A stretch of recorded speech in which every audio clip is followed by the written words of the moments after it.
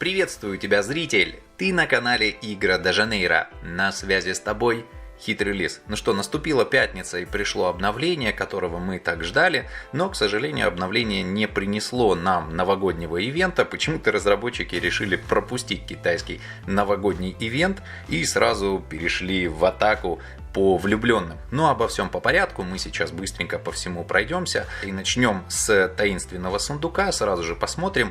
Здесь у нас представлен герой, и это, наверное, тот самый реверанс в сторону китайской аудитории, так как у них был Новый год, и герой, по сути, Джуге Лян, это какой-то там полководец, китайский невидимый дракон или что-то в этом роде, сокрушающий дракон. В общем, китайская аудитория, наверное, должна будет быть от него в восторге. Но мы посмотрим и поговорим об этом герое чуть позже. А так, я уже ивент «Таинственный сундук» практически закрыл, мне осталось 30 ключей. Я специально оставил здесь немножко, чтобы добрать бесплатными ключами за неделю, а все остальное уже доберу и заберу последнюю награду. И также у нас в таинственных сундуках, так как пошел ивент, посвященный Дню Святого Валентина, у нас в наградах есть розы. Всего 72 розы за один проход таинственного сундука можно будет забрать. Ну и думаю, что потом на следующей неделе можно будет еще добрать розы, но об этом мы чуть-чуть позже поговорим.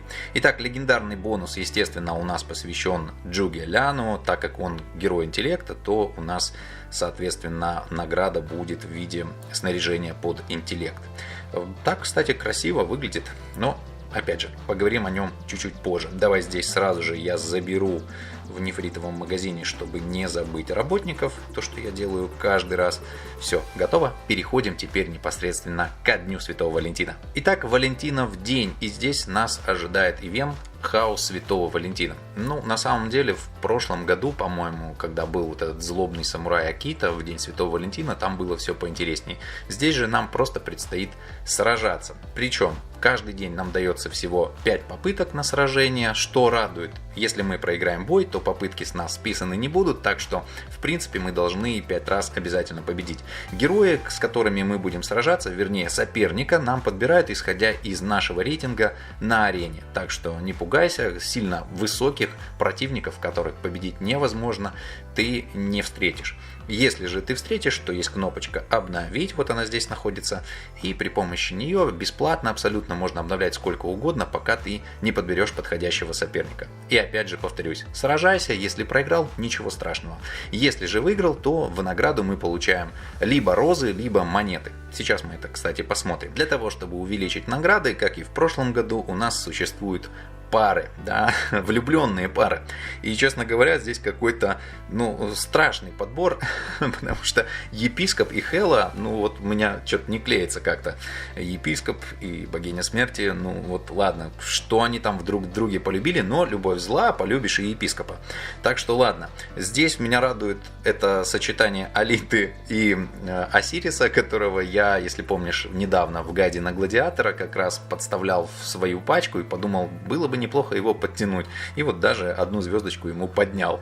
Но, конечно, это ни о чем на высоких уровнях игры, но ничего, постепенно, может быть, дотянется у меня и Осирис. В данном случае, если я буду его использовать, то, конечно же, я буду получать бонус. Я подобрал себе пачку, если ты обратишь внимание, здесь опять, как всегда, где-то, когда-то встречается коварная женщина, которая не прочь замутить не только с одним, но и с другим. И в данном случае это Архимаг, кстати, она, по-моему, гораздо чаще остальных вот так вот имеет склонность к тому, чтобы иметь в себе запасной вариант. Итак, она у нас здесь представлена с Джеком Тыквоголовым и с Райаном Брутуском. Как ты видишь, или Брутуском, в общем, Брутуском, ладно, пусть так будет. Как ты видишь, ни один, ни другой у меня особо сильно не прокачаны, и на самом деле я их сегодня здорово подтягивал под максимальный уровень, влил в них все, и души, и в эти магические книги, для того, чтобы их подтянуть, чтобы иметь возможность сразиться. Итак, у меня будет состав, который будет использовать Архимага, соответственно, вот эти еще 2 героев, и это у меня уже 2, подборка из 2, значит, дважды я буду себе увеличивать награду, и я еще собираюсь сюда подобрать, в перспективе Алиту с Осирисом попробовать, но сейчас я попробую Артемиду с Зевсом. Итак, давай посмотрим, что у нас получится, и получится ли выиграть вообще. Нажимаем вызов, и сейчас мы их выстроим. Я подобрал, здесь старые эти, сейчас мы уберем их всех. Так, они нам здесь не нужны. Можно комбинировать, смотреть, учитывая, что у нас это все абсолютно бесплатно. То есть экспериментируй, подбирай своих героев, но так, чтобы они работали в паре и ты получал больше наград. Так, сейчас мы сюда, значит, закинем Артемиду. Наверное, она уйдет у нас назад. Зевс пусть остается спереди. Так, кто нам там еще нужен? По-моему, тыквоголовый. Так, Райан Брутус у нас будет в позиции танка. О, кстати, и сердечко загорелось, как видишь, потому что он с кем-то сочетается. Сочетается с архимагом. И сразу же загорается у нас сердечко. Здесь у нас тоже 2 сердечка, значит. Отлично. И Джек. Итак, раз, два. Вот и смотри, вот здесь сразу же показано подборка. И у нас горит 3 сердечка. Значит, я получаю бонус 3 сердец. Давай на всякий случай выпьем по бутылочке. Мы же хотим победить. Как-никак, да? Выпьем по бутылочке и уберу штурм. И посмотрим, что они покажут в бою. Понятия не имею, что будет. Ни одного хиллера нет, но ладно, поехали. Итак, мы зашли в бой. Не буду я ускорение убирать. Посмотрим, что здесь будет происходить вообще. Так, пока что мне нравится, как происходит. Архимаг, в принципе, сносит. И я ему поставил сюда специально слезу кровавого мага, верховного мага, для того, чтобы она успела шмальнуть ультой дважды. И, соответственно, вот она забрала на 2 с заднего ряда. Дальше уже все становится более интересно. Так, в принципе, пока что я бы не сказал, что мне нужен сильный отхил. Хотя, конечно, не помешал бы. Не помешал бы, это точно. Так, ну и это победа. Так, хорошо, отлично. Такой быстрое сражение, и я получил 6 роз. Получается, если у меня было x3, наверное, 2 розы за победу, ну как-то так. Либо, скорее всего, за каждую пару дополнительно розочка будет выдаваться. Если у тебя другие результаты, поделись, мы вместе как раз выясним. Однако в описании написано, что там не только розы, но и монеты. И причем написана приставочка «или». Сейчас мы проведем, наверное, быстренько штурмом еще один бой. Так, что здесь? Ну вот Архимаг как раз и нанес больше всего урона. Отхил у нас на Райне, и нам отхил дал Джек. Ну это он не нам, а себе, сам себя отхилил.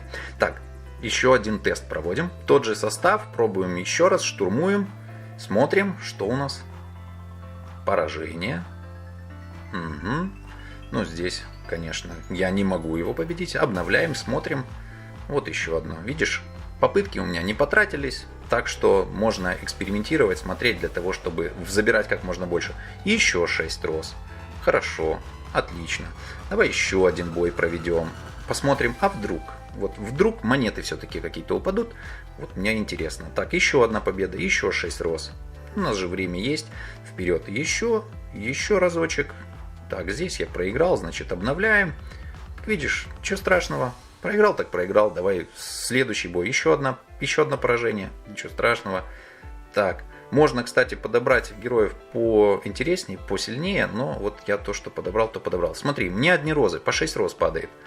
Монет нет. Хотя написано было, что или монеты. Так, все, итого я 30 роз только что забрал. Смотрим на всякий случай. Да, победа принесет тебе монеты или розы. Не знаю. Вот по 6 монет ты видел сейчас на твоих глазах в режиме, так сказать, онлайн. Я доставал. Если ты доставал что-то другое, пожалуйста, поделись с нами. Нам будет очень интересно. Итак, если так взять, у нас ивент будет длиться 14 дней. То есть, по сути, 2 недели. 72 розы мы забрали с тобой в таинственном сундуке. И еще где-то 72 розы я планирую, если я закрою дважды ивент спин магии, который будет на следующей неделе, будет у меня. Итого 144 розы. И по 30 роз я планирую и дальше так их забирать, как минимум. Надеюсь, что мне также будет фартить. Я смогу забирать отсюда ежедневно. Соответственно, за 10 дней мы заберем 300 роз, и мне тогда должно, дальше я уже не считаю, потому что мне должно хватить на вот этот скин. Это то, что я хочу забрать. Сразу скажу наперед, что скин не самый хороший, но тем не менее, почему бы его не забрать? Если же не из скина в магазине Святого Валентина, наверное, я бы остановился на работниках, их бы забрал, потому что, ну, честно говоря, у меня вот несочетание. 100 нефрита, это по сути один фрагмент героя, и скин, конечно же, круче будет. И он стоит 333 розы. и 100 нефрита тоже 333. Как-то вот соотношение цены и качества вообще у меня не бьется. Поэтому здесь я тебе рекомендую взять именно этот скин. Он не самый лучший для эльфа, но тем не менее он его усилит. Эльф-лучник хороший герой, и гайд по нему будет обязательно. Я готовлю, у меня куча материалов собирается. Но сейчас мы его, кстати, посмотрим, как он выглядит еще. Но даже без этого, почему бы не усилить персонажа?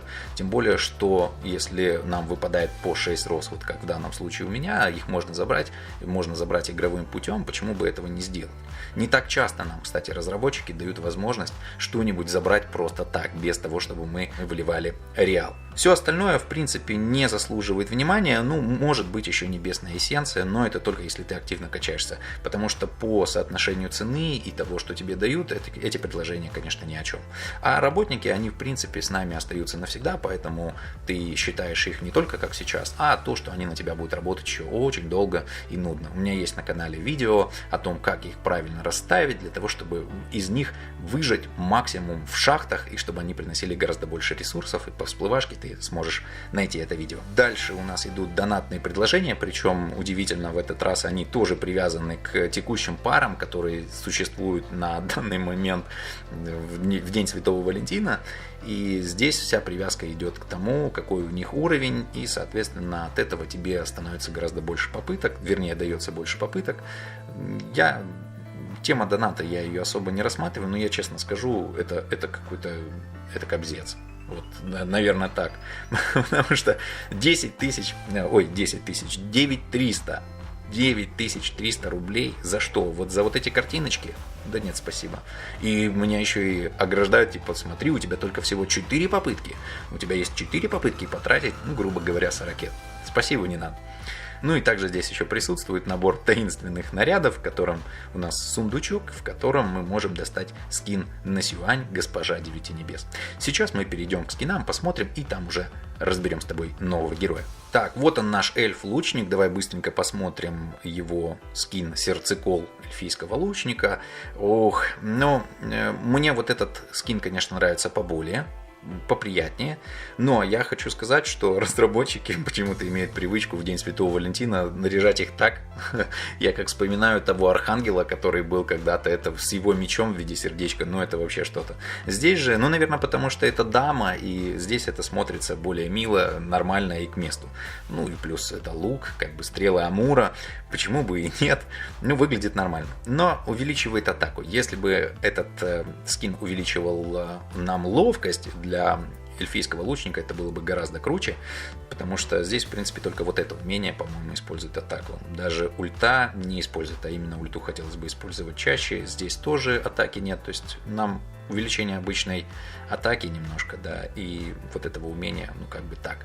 Скин красивый, но по пользе не очень. Однако доставать его нужно. Тем более, что есть возможность сейчас достать его за игровые действия. И вот она, красавица Сюань, девочка, по которой я наготовил столько материала и готовил гайд, и так его еще и не закончил. Но у меня материала собралось огромное количество по разным героям, я все это пытаюсь в кучу, даже место, в принципе, уже закончилось, и мне приходится что-то удалять, от чего-то отказываться. Ну ладно, постепенно совсем разгребусь. Что касается ее скина, очень красивый, мне очень нравится. Мне и этот скин заходил прям шикарно. И вот здесь он тоже невероятно красивый, такой красочный. Госпожа Девяти Небес, она безусловно красива. Также она увеличивает интеллект и для Сюань, причем на 8%, и для Сюань это очень здорово. Ее, сейчас скажу, даосское заклинание, по-моему, да, которое наносит фиксированный урон, оно завязано на интеллекте, поэтому увеличение интеллекта, конечно, это очень круто. И если, конечно, ты играешь с донатом, то да, и у тебя есть еще Сюань, то и ты думаешь, смотри, сколько условий, и ты думаешь, брать или не брать, то да, стоит взять. Этот скин, конечно, хорош. Безусловно. Ну и вот он, китайский полководец Джуге Лян. Ой, я не фанат всей китайской мифологии. Как-то мне вот с моим славянским менталитетом очень сложно все это и произносить, и запоминать. Почему-то египетские ложатся прям замечательно, греческие боги ложатся замечательно, Скандинавия тоже ложится замечательно, а вот китайская мифология, ну, не клеится ко мне, хоть ты тресни. Ну ладно, не суть, давай посмотрим, что умеет этот персонаж. Сначала пройдемся по умениям, а потом посмотрим амулет. Итак, первое умение, это у нас ульта, лабиринт каменных стражей, наносит урон всем врагам и применяет лабиринт каменных стражей к вражескому полю боя на 6 секунд. Лабиринт каменных стражей снижает получение целью энергии на 12% и увеличивает входящий по цели урон на 20%. И его нельзя рассеять. Так, во-первых, хочу сказать нашим локализаторам, молодцы ребята, наконец-то получилось так, что с выходом нового персонажа у нас есть перевод. Спасибо. Нужно их тоже благодарить, потому что ребята все-таки стараются, трудятся и делают непростое.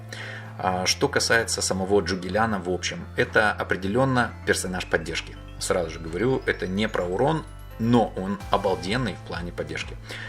Что касается именно его ульты, она мне очень понравилась. Я позже расскажу, объясню, почему она мне понравилась. Но мы, во-первых, можем обрезать получение энергии. Да, здесь кажется, может быть, немного, но это не настолько интересно. Хотя тоже хорошо, если я правильно понял последнее умение. А вот то, что он увеличивает входящий урон по персонажу, это очень здорово. Потому что, по сути, это должно будет распространяться для всех наших союзников. Все будут вносить по нему больше урона. И Джугелян должен, конечно, жить. Так, ну понятно, он полководец, да, который, как я успел почитать там немножечко в Википедии, отличался хитростью своей военной, да, и за это получил вот прозвище невидимого дракона. Следующее, щит Тайцзи. Создает щит Тайцзи, который является общим для всех союзников, и щит Тайцзи длится 6 секунд. Я не читаю цифр, кстати, опять здесь умножено на 232%, и смотри, не попадись, как в прошлый раз я попался, по-моему, с Зевсом, здесь не, или с Неджей, не помню. В общем, здесь не такие космические цифры, это именно процент, поэтому будет сколько там, надо делить на 100. Но, тем не менее, это щит, который распространяется на всех персонажей. То есть Джугелян защищает полностью всю команду. Ну, понимаешь, да, почему он отличный саппорт. Соответственно, мы можем перенести дополнительный урон, и этот щит висит на нас 6 секунд, что, в принципе, замечательно. Это не полная защита, да, как там у Афины, но тем не менее, это круто, и это по всей команде. Далее, следующее у нас. Восточный ветер наносит урон по переднему ряду врагов и призывает Восточный ветер, влияющий на Джугеляна и всех его союзников, а также на врагов в переднем ряду в течение 6 секунд. Внутри Восточного ветра союзные герои ускоряются на 10%, также у них восстанавливается 10% здоровья при каждом действии, ну и это здоровье, естественно, лимитировано здоровьем Джугеляна, умноженного на 20%, и при этом скорость врагов снижается на 10%. Отлично, то есть еще одна подмога нам в бою. Плюс еще какой-то никакой урон. В принципе, ну, интеллект здесь... Кстати, у Джугеляна интеллект достаточно высокий, так что и урон должен проходить хороший. То есть в целом такой сбалансированный персонаж получается по соотношению помощи, именно как поддержка, и внесению урона. И вот крадущийся дракон, но это вот, скорее всего, опять же, говорю, это омаж на этого полководца, поэтому китайская аудитория сейчас, наверное, хлопает в ладоши и, конечно же, раскошеливается и покупает себе крадущегося дракона, потому что вот они, смотри, каждый теперь деревенский житель может поуправлять великим полководцем Джугеляном. Ладно, все. Так, повышает интеллект на 297 единиц стандарт. В начале битвы навыки Джугеляна усиливаются в зависимости от типа своих союзников. И вот это что-то новенькое. Я такого еще не видел, и это прикольно. Каждый союзный герой силы добавляет к эффекту щита Тайцзи бонус в виде 10% основных атрибутов, то есть первичные параметры мы поднимаем, и 10 к показателю атаки. Понимаешь? То есть, если Джугелян накладывает щит, и у нас есть, допустим, ну здесь максимум сколько? 30%, да? И у нас есть 3 героя силы, которые сражаются с нами, то этот щит на эти 6 секунд поднимет всем, так как этот щит распространяется на всех, поднимет всем первичные параметры на 30%, еще и атаку поднимет. Прикольно? Да замечательно. Но это еще не все, это не самое сладкое. Самое сладкое, как говорится, впереди. Поехали дальше. Оба бонуса могут суммироваться вплоть до 30%. Каждый союзный герой ловкости улучшает эффект восточного ветра на 33%, вплоть до 100%. Восточный ветер, вспоминаем, где у нас там восточный ветер, он у нас ускоряет наших героев, да, на 33%, а там вплоть до 100%. То есть, по сути, в 2 раза можно ускорить своих персонажей всех. А нет. Да-да, точно, всех. При этом можно сократить скорость у противников, у переднего ряда.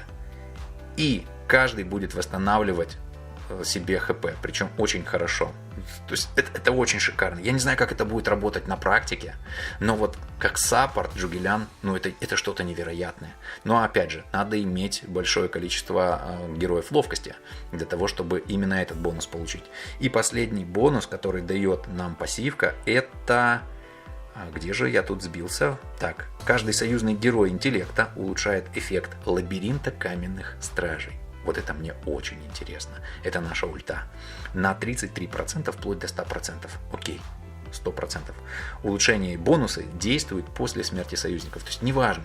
Главное, чтобы они были в бою в начале и все. И уже дальше эта пассивка будет работать постоянно. Почему мне это интересно? Да потому что здесь увеличивается входящий урон по цели на 20%.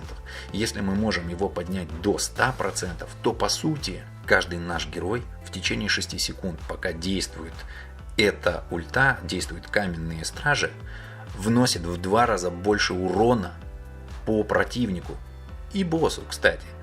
А самое главное, противник не накапливает энергию. Я здесь могу ошибаться, возможно, здесь что-то работает не так, но если эти 12% разгоняются до 100, хотя, наверное, нет, 33 там очень быстро можно разогнать. Если они разгоняются до 100, и по сути мы запрещаем противнику на 100% накапливать энергию в течение 6 секунд, мы оставляем их без энергии. Ты понимаешь, как это круто?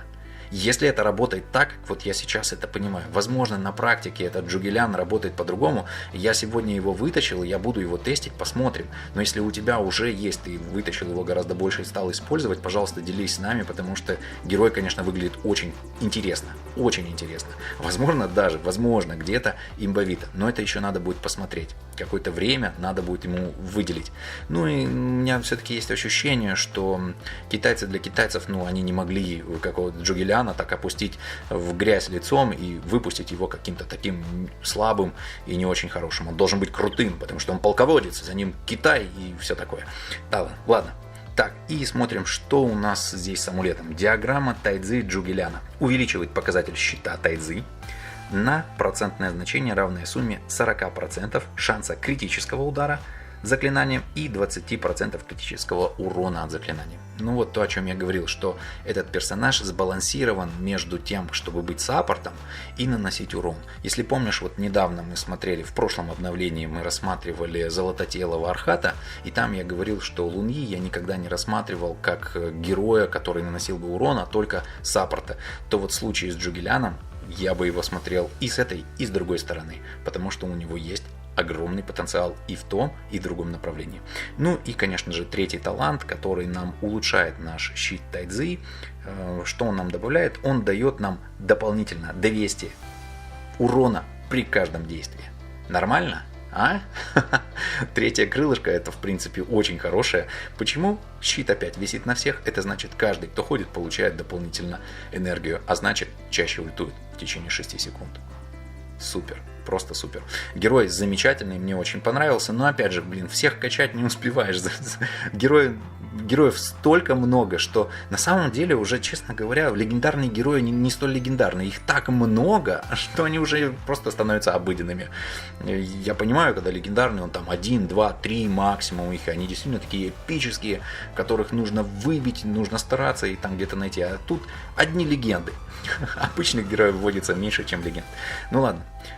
Итак, на этом у нас с обновлением все. Видишь, получилось огромное. Я, в принципе, думал его разбить, наверное, на части и Джугеляна рассмотреть отдельно, но потом передумал и все так в кучу. Пиши, что ты думаешь по поводу этого обновления, как тебе ивент Валентинов день и, соответственно, насколько тебе понравился или не понравился данный новый персонаж Джугелян. Подписывайся на канал, ставь палец вверх и делись этим роликом с друзьями. Оставайся с Лисом. Впереди нас ждет еще много интересного и полезного по игре и не только. Лис прощается с тобой. До новых встреч!